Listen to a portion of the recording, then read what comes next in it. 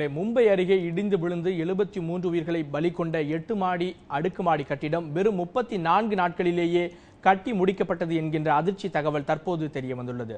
இதுபோன்று மும்பை புறநகர் பகுதியில் 200க்கும் மேற்பட்ட கட்டிடங்கள் விதிமுறைகளை மீறி அசுர வேகத்தில் வானுயர வளர்ந்து மக்களை அச்சுறுத்தி வருகின்றன. விபத்திற்கு பிறகு வழக்கமாக நிவாரணம் அறிவிக்கப்பட்டாலும், விசாரணை குழு அமைக்கப்பட்டாலும், அதிகாரிகள் பணியிடை நீக்கம் செய்யப்பட்டாலும் இதுபோன்ற ஆபத்துகள் தொடர்ந்து நடந்த வண்ணமே இருக்கின்றன. இதேபோல் சென்னையின் மையப்பகுதியாக விளங்கும் தியாகராய நகரிலும் ஏறத்தாழ 35க்கும் மேற்பட்ட அடுக்குமாடி கட்டிடங்கள் விதிமுறைகளை மீறி கட்டப்பட்டு இயங்கி வருவது தெரிய வந்துள்ளது. இது பற்றி விவாதிக்க நம்முடைய அரங்கத்திற்கு வந்திருக்கிறார் பில்டர்ஸ் லைன் மாத இதழின் ஆசிரியர் திரு உதயகுமார் அவர்கள். அவர்களுடன் விவாதிப்போம். வணக்கம் திரு உதயகுமார் சார். வணக்கம் சார். அதாவது இன்றைக்கு பூனே நகரிலே ஏற்பட்ட இந்த கட்டிட விபத்து சொந்தமாக கட்டிடங்களில் இருக்கின்ற அனைவருக்கும் ஒரு அதிர்ச்சியை ஏற்படுத்தி இருக்கிறது. நம்முடைய கட்டிடங்கள் பாதுகாப்பாக கட்டி கொடுக்கப்பட்டதா என்கின்ற ஒரு அதிர்ச்சியை ஏற்படுத்தியுள்ளது. அந்த வகையிலே சென்னையில் குறிப்பாக டி நகரிலே ஒரு கணக்கெடுப்பு எடுத்த போது 35 கட்டிடங்களில் 30க்கும் மேற்பட்ட கட்டிடங்கள் விதிமுறைகளை மீறி இருப்பதாக தெரிய வருகிறது. சென்னையில் கட்டிடங்களினுடைய நிலை எப்படி இருக்கிறது? இது பற்றி உங்களுடைய கருத்து? இந்த தானே சம்பவம் ஒரு செய்தியாக மட்டும் பார்க்காம நான் என்ன விதமாக பார்க்குறேன் அப்படின்னு கேட்டிங்கனாக்கா, இந்த விதி மீறல்களில் நாம் எடுத்துக்கிற ஒரு அலட்சியம், முக்கியமாக இது அகைன் நம்ம ஊழலினுடைய ஒரு பிரதிபலிப்பாக தான் நம்ம இதை பார்க்க வேண்டியதாக இருக்குது. தானே மட்டும் கிடையாது, இந்தியா முழுக்க பார்த்தீங்கன்னா இது மாதிரி கட்டிடங்கள் இடிந்து விழறதுல பார்த்தீங்கன்னா வருடத்திற்கு 2500 பேர் இறக்குறாங்க அப்படின்னு சொல்லிட்டு ஒரு புள்ளிவிவரம் சொல்லுது. அதே போல் கட்டிடங்களில் ஏற்படக்கூடிய இந்த மாதிரியான சூழ்நிலைகளில், இந்த தீ விபத்துகள் அது மாதிரியான சூழ்நிலைகளில் சுமார் 15,000 பேர் இறந்துட்டு இருக்காங்க அப்படின்னு சொல்லிட்டு வருடத்துக்கு இது மாதிரி இருக்கிறாங்க அப்படிங்கிற புள்ளிவிவரமும் நமக்கு தெரிய வருது. இது எதனால் ஏற்படுது அப்படின்னு பார்த்தீங்க அப்படின்னா, நம்ம விதிமுறைகள் மீறுறோம் அப்படிங்கிறது ஒரு பக்கம் இருந்தாலும் கூட இதற்கு உடந்தையாக இருக்கக்கூடிய சம்பந்தப்பட்ட அதிகாரிகளும் இதில் முக்கிய பங்கெடுத்துக்கிறாங்க. இந்த விஷயத்தில் நம்ம சென்னை பொறுத்த வரைக்கும் பார்த்தீங்கன்னா 1975வது வருஷம் பார்த்தீங்கன்னா நம்ம மாநகரம் எப்படி உருவாகணும் அப்படிங்கிறத ஒரு வகைப்படுத்தி Chennai metropolitan development authority CMD என்று அழைக்கப்படுகின்ற அந்த முதல் மாஸ்டர் பிளான் அப்படின்னு சொல்லிட்டு ஒன்று தயார்படுறாங்க. இந்த முதல் மாஸ்டர் பிளான் எதை குறிக்குது அப்படின்னு கேட்டிங்கன்னா நம்ம நகரம் வாழ்வதற்கான இயற்கை சூழலை, போக்குவரத்து இடையூறு இல்லாமல், எந்த விதமான பிரச்சனைகளும் இல்லாமல் எதிர்கால திட்டங்களை எல்லாம் கணக்கில் எடுத்துக்கொண்டு அதை மையப்படுத்தி ஒரு தயாரிக்கப்படுகின்ற திட்டம் தான் மாஸ்டர் பிளான். ஒரு நகரத்தினுடைய மாஸ்டர் பிளான் தயாரிக்கப்பட்டது. அதற்கு அடுத்தபடியாக மிக நீண்ட நெடுங்காலம் கழித்து ஒரு 2 வருடங்களுக்கு பிறகு 2வது மாஸ்டர் பிளான் அறிமுகம் செய்யப்பட்டது. இதில் பார்த்தீங்கன்னா ஒரு 10-15 வருஷமா இந்த மீறல்களை இப்போ சம்பந்தமான வழக்குகள் நிறைய ஹைகோர்ட்லேயும் சுப்ரீம் கோர்ட்லேயும் நிறைய அதை தீர்ப்பு அதை அரசே நடைமுறைப்படுத்த முடியாத சூழ்நிலையில் இதை வரன்முறைப்படுத்தணும். ஏற்கனவே கட்டிட்டவங்கலாம், தப்பு பண்ணிட்டவங்கலாம் பரவாயில்ல, அவங்களுக்கு விதிமீறல் கட்டடங்களுக்கு அதுக்கேற்ற மாதிரி அபராதங்களை நம்ம வசூலிக்கலாம் அப்படிங்கிற மாதிரி சில திட்டங்கள்லாம் அனௌன்ஸ் பண்ணாங்க. ஆனால் இன்னைக்கு கூட இன்றைய நாளில் கூட இந்த விதிமீறல்கள் தொடர்ந்து நடைபெற்று கொண்டு தான் இருக்கின்றன. சென்னை, கோவை போன்ற மாநகரங்களில் இந்த விதிமீறல்கள் ஓரளவுக்கு கட்டுப்படுத்தப்பட்டாலும் கூட சென்னை புறநகர் பகுதியான ஊரப்பாக்கம், கூடுவாஞ்சேரி, இது மாதிரியான மறைமல் நகர், இந்த மாதிரியான ஏரிகள், இந்த சூழ்நிலைகள் இந்த தமிழகம் முழுக்கவே இந்த விதிமுறைகள் மீறல் நடந்துகிட்டு தான் இருக்கு. விதிமுறை மீறல் கட்டடங்கள்ல விதிமுறை மீறல் அப்படின்னு சொல்றாங்க. அப்படின்னா என்ன அப்படின்னு கேட்டுக்கிட்டோம்னா இந்த FSI அப்படின்னு சொல்லுவாங்க. அதாவது ஒரு கிரவுண்ட் நிலத்துல 1.5 FSI அது வரைக்கும் பில்டிங்கை கட்டலாம் அப்படின்றது, அதனோட ரோடு வித்து இதெல்லாம் கால்குலேஷன் பண்ணி அவங்க சொல்லுவாங்க. அந்த விதிமுறை மீறல்களுக்கு மாறாக உதாரணத்துக்கு 2400 சதுர அடி நிலப்பரப்பில் ஒரு 3600 3700 சதுர அடி வரைக்கும் கட்டடங்களை கட்டலாம் அப்படிங்கிறது விதிமுறை சொல்லுது. ஆனால் இவங்க கட்டுறது பார்த்தீங்கன்னா 4000 4500 5000 கூட கட்டிக்கிட்டு இருக்கிறாங்க. இதுக்கு காரணம் என்ன அப்படின்னு கேட்டிங்கன்னா, ஒரு பில்டர் பிளான் அப்ரூவலுக்காக அப்ரோச் பண்ணும்போது, இப்போ சென்னை மாநகரம், கோவையை விட்டுருங்க, மற்ற பகுதிகளில் நடக்கக்கூடிய முனிசிபாலிட்டி நகராட்சிகள், ஊராட்சிகளில் மேம்படுத்தக்கூடிய கட்டிடங்கள்லாம் பார்த்தீங்கன்னா இன்னைக்கு 4.5% அளவிற்கு கூட இந்த கட்டிடங்கள்லாம் கட்டிக்கிட்டு இருக்கிறாங்க. ஸோ இதுக்கு பார்த்தீங்கன்னா எல்லாருக்குமே இது வெளிப்படையாக தெரிஞ்ச விஷயம் தான். அது நம்ம இந்த ஊழல்களை நம்ம வெளிப்படையாக எல்லாரும் பேசி தான் ஆகணும். இந்த மாதிரி நேரங்களில் இந்த ஊழல்களுக்குடைய பிரதிபலனாக தான் இன்னைக்கு 72 உயிர்கள் இன்னைக்கு தானேவில் இறந்திருக்கு.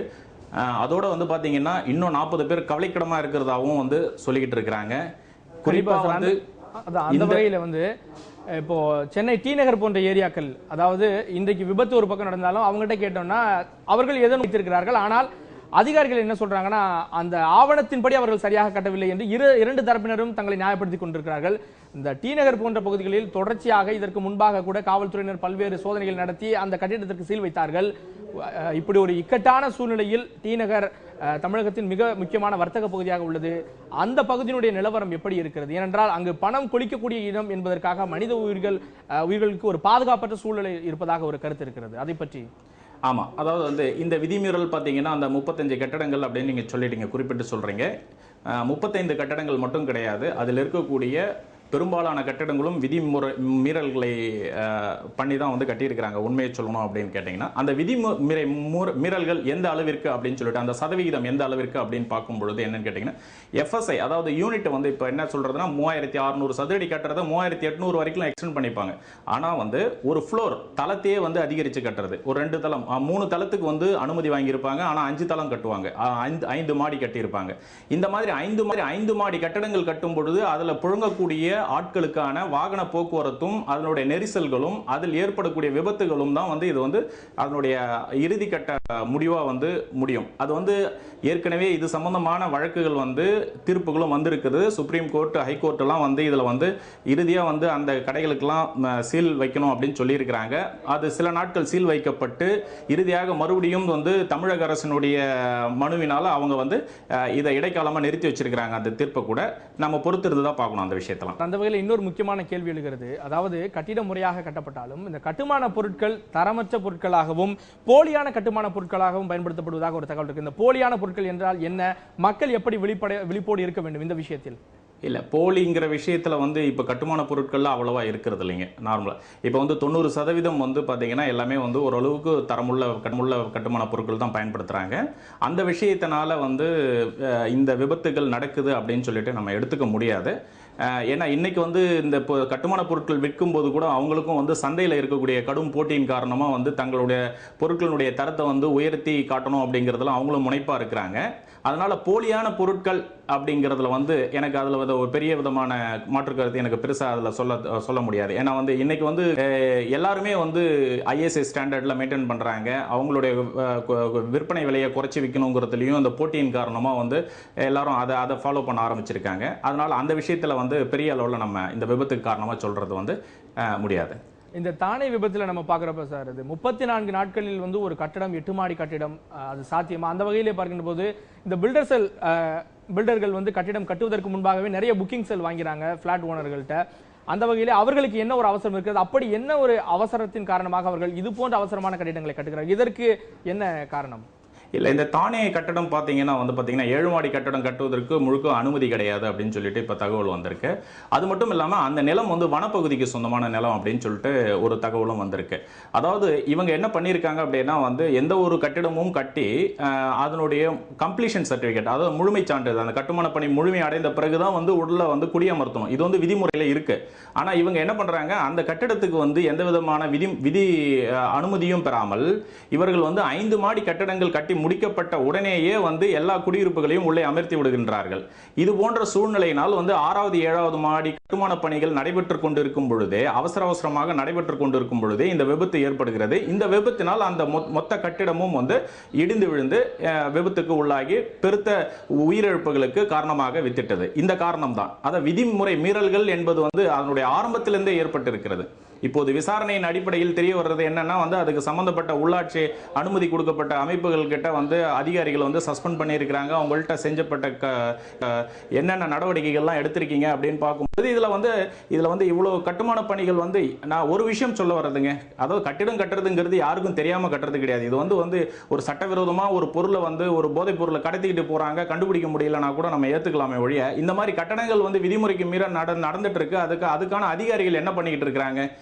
அது வந்து எல்லார் கண்ணிலையும் பட வேண்டிய விஷயம். இது வந்து இன்னொரு விஷயம். இப்போ வந்து விசாரணை என்ன தெரிஞ்சிருக்குன்னா, தானே சுற்றி இருக்கலாம் அந்த பகுதி வாசிகள் வந்து இந்த கட்டடம் அனுமதிக்கு புறம்பா கட்டிக்கிட்டு இருக்காங்கன்ற நிறைய புகார்கள் போயும் கூட அந்த அதிகாரிகள் வந்து இது சம்பந்தமா வந்து எந்த விதமான நடவடிக்கையும் எடுக்காததுக்கும் இந்த விபத்துக்கு காரணமா அமைஞ்சிருக்குன்ற குற்றச்சாட்டையும் அந்த பகுதி மக்கள் வந்து அதை முன் வச்சிருக்காங்க. அந்த வகையிலே பார்க்கின்ற போது ஒரு கட்டிடத்திற்கு அனுமதி கொடுத்த அதிகாரி அந்த கட்டிடத்தை பார்வையிட வேண்டும் என்கின்ற ஒரு முறை இருக்கிறதா? அதாவது ஸ்டாப் ஒர்க்கிங் என்கின்ற ஒரு சர்டிபிகேட் கொடுத்து முறைகேடு நடந்து பெற்றால் அந்த கட்டுமான பணியை நிறுத்துவதற்கு ஒரு அதிகாரம் இருக்கிறது, அது சரியாக பயன்படுத்தப்படுகிறதா? அது இருக்கிறது, அந்த விதிமுறைகள் எல்லாமே இருக்கிறது. அதை அந்த அதிகாரிகள் வந்து சரியாக கடைபிடிப்பது கிடையாது.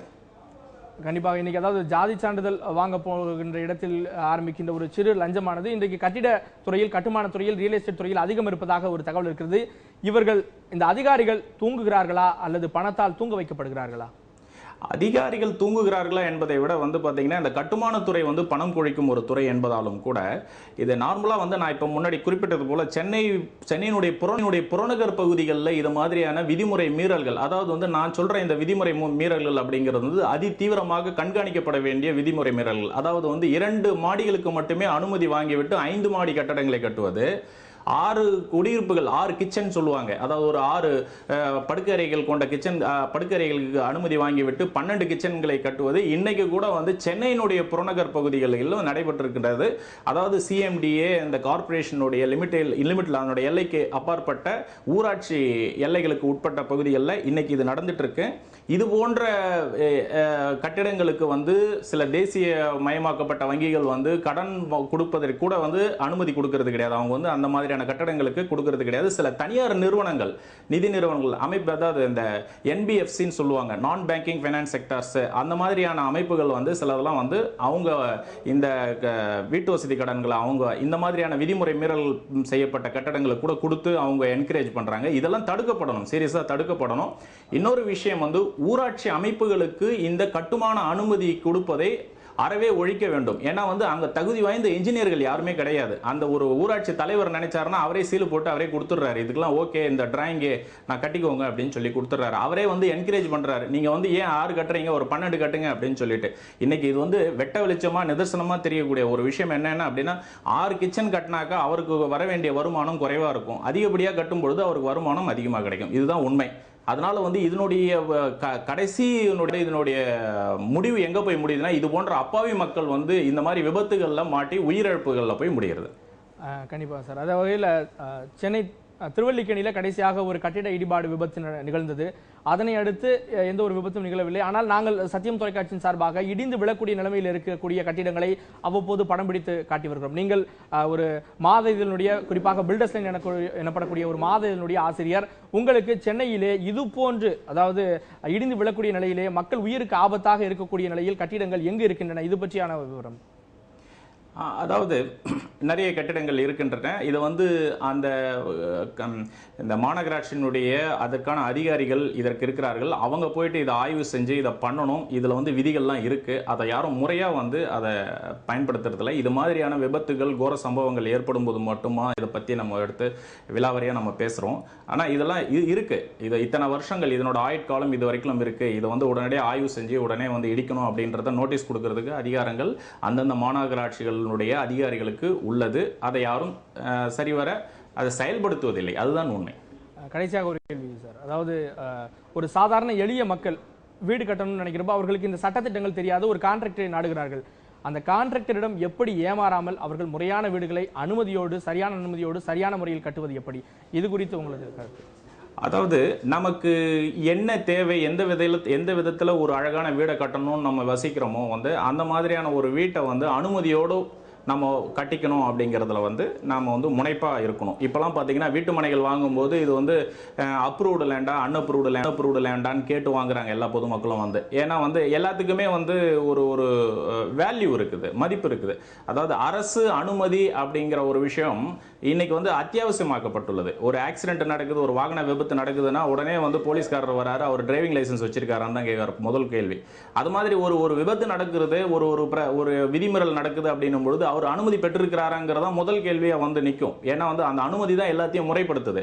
அது மாதிரி சாதாரண பொதுமக்கள் கூட தங்களுடைய வீடுகளை கட்டும் பொழுது விதிமுறைகளை மீறாமல் அதற்கான அனுமதியை பெற்று கான்ட்ராக்டரிடம் கொடுத்து அதற்கேற்ப ஒப்பந்தங்களை மேற்கொண்டு வீட்டை கட்ட வேண்டும். இது ஒவ்வொரு தனி மனித ஒழுக்கங்கள்ல இதுவும் ஒண்ணு. நம்ம வந்து ஒரு சொந்தமா சொத்து வச்சிருக்கோம், அது நல்ல சொத்தா இல்ல வந்து ஒரு மதிப்பில்லாத சொத்தா அப்படிங்கிறத வந்து நாம வந்து ஒரு விழிப்புணர்வோட செய்ய கத்துக்கணும். அதே போல கான்ட்ராக்டர்களும் இந்த வந்து தகுதி வாய்ந்த பொறியாளர்கள் வந்து கட்ட வைக்கணும்.